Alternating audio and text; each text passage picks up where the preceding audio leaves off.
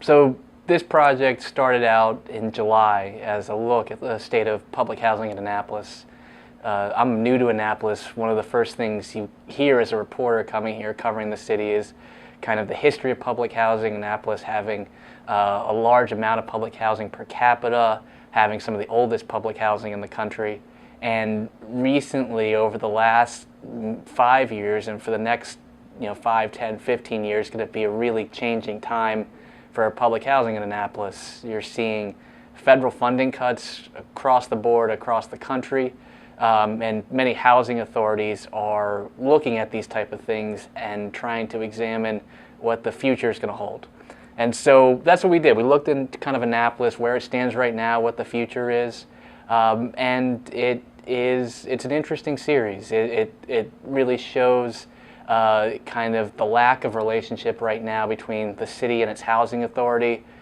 Both institutions really serve the same residents, but they're not reading from the same playbook, or there's kind of a friction there that's been detrimental. You're seeing the housing authority seeing funding cuts and cutting maintenance staff salaries and doing some things to make sure that they'll have some money left over to repair their units and stuff like that. But on the other hand, you see kind of problems where administrative staff salaries are going up, and you're seeing the housing authority reporting deficits for a large portion of the previous year.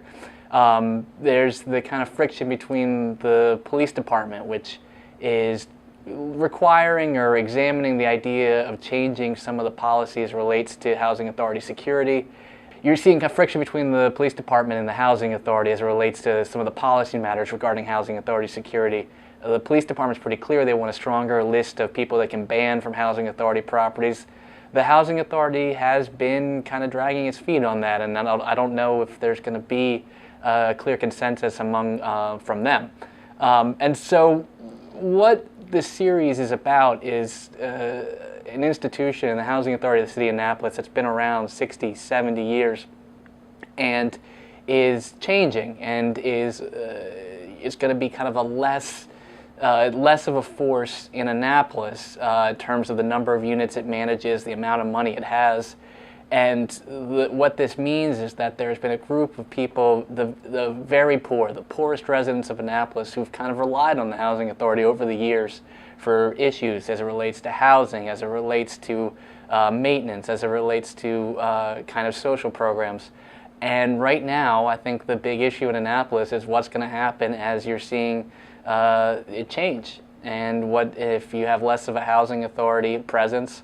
What's the city going to do? What are its residents? What's its government going to do?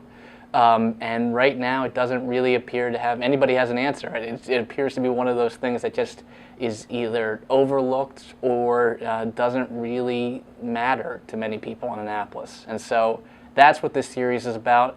It's going to be running in the Capitol, and hopefully you guys enjoy it.